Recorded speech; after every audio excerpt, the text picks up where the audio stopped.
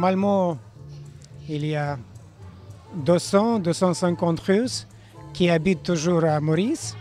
La plupart parmi eux, c'est les femmes des Mauriciennes qui, normalement, ont fait leurs études à l'Union soviétique et plus tard en Russie.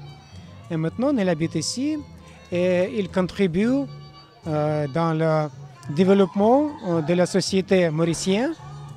D'autre part, bien sûr, un des buts primordiaux pour les étrangers, c'est de garder leur culture, leur langue.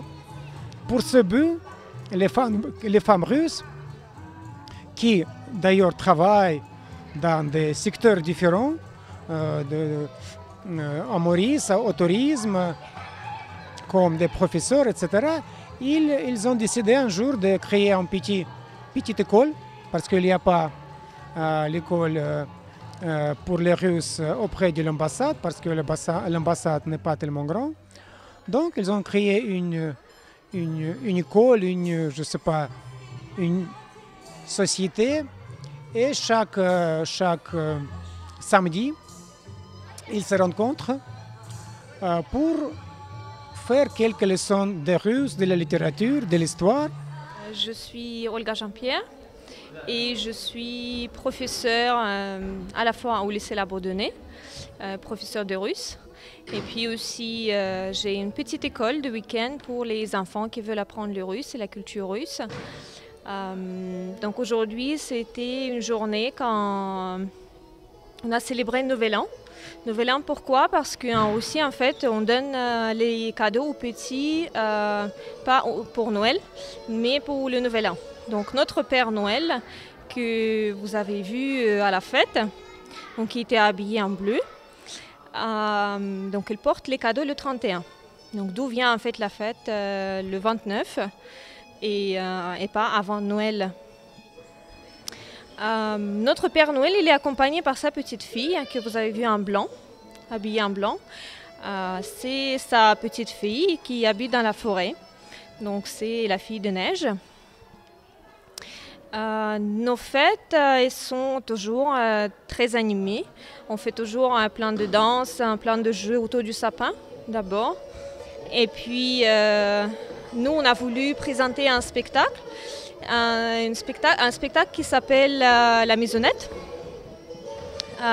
C'était fait par exprès en fait qu'on a choisi cette pièce parce que ça parle de l'amitié et de la force d'amitié. On a aussi adapté un peu la pièce et on a montré également l'amitié entre les différentes cultures. Entre différentes religions. Comme on vit à Maurice et on est très content de ce qu'on voit ici, comment les différentes cultures ils évoluent, ils vivent en paix. Donc on a voulu montrer ça dans le spectacle aussi. Et puis donc la pièce, elle parle des différents animaux qui viennent à tour de rôle. Ils voient une petite jolie petite maison dans la forêt et puis ils veulent y habiter.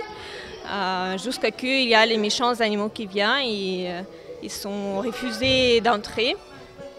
Puis ils essayent de prendre par force la maisonnette, mais ils ne réussissent pas parce que, encore une fois, la force d'amitié, ça aide les animaux qui sont gentils de garder leur maison. Mais comme on peut constater à la fin, donc tout le monde finalement se met ensemble et tout le monde vit heureux. Donc c'est le but, je pense, de toutes ces fêtes, de montrer que l'amitié, l'amour et le partage, c'est notre force à nous, des êtres humains. Si n'empêche qu'on est russe ou mauricien ou français ou anglais, c'est les qualités des personnes qui sont importantes. Et c'est ce qu'on veut transmettre aux enfants quand ils viennent tous les ans assister au spectacle de Noël. On a fait un spectacle l'année dernière au Serge Constantin. Cette année, on a choisi le lycée car c'est le seul établissement qui enseigne le russe à Maurice, dont je travaille. Et j'ai mes élèves aussi qui nous ont aidés d'organiser le spectacle.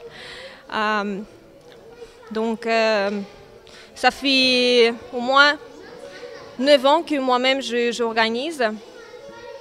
Et puis je pense que ça existait toujours. Les femmes russes, quand elles viennent ici, ils veulent transmettre leur culture, leur tradition à leurs enfants qui sont nés ici, qui ne connaissent pas trop la Russie. Donc ils veulent montrer aux enfants leur partie en eux de la culture, de leur être. Donc nous, on essaie, par exemple, dans mon école, de week-end, on essaie de transmettre tout ça par les cours de musique, de chant, de théâtre, de danse, de russe, de transmettre tout notre amour à notre culture. Alors les plus petits, ils ont 2 ans, et puis les plus grands, ils ont 15 ans.